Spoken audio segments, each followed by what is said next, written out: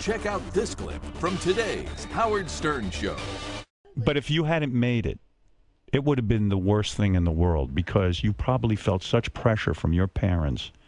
Not that they were doing it even. It's just an internal thing you were going through. See, that's the thing, though, is I had already felt like I had made it.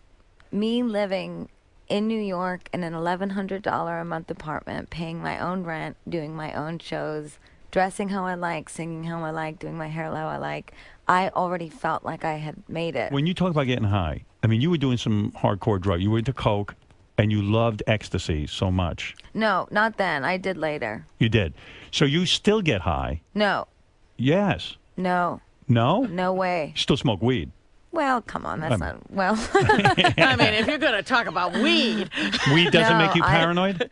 You know, I really don't do it very often, and, you know, I'm really honest about it only because I like that you're honest about it. My past using any drugs or dressing any certain way was never a rebellion. It was never meant to be, you know, you. Mm-hmm. But don't you think you were unhappy doing... Like, I had a tremendous period of time where I did a tremendous amount of drugs. Yeah. And I look back on it now, and now I don't do anything.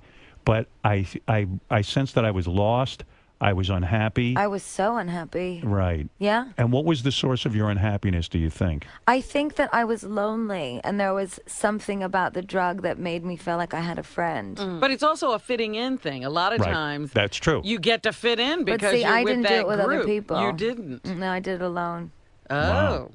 Yeah, I did it all alone in my apartment, and I wrote music. And you know what? I regret every line I ever did. So to any of the little sweethearts that are listening, don't touch it. It's the devil. But you experimented with women, didn't you? Yes. You did.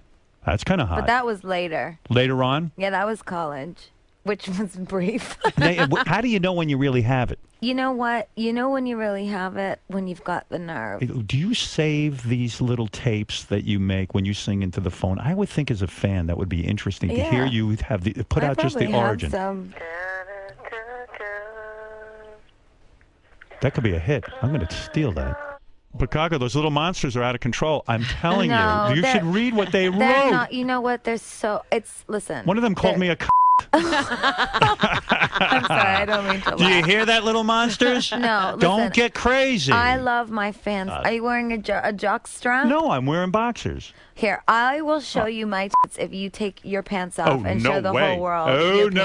You know, I got a lot of young fans, so I love you and I respect your show, and I know you want to talk about sex and cocaine and all that, but the truth is, I don't want anyone doing drugs, A. I agree, and B, yeah.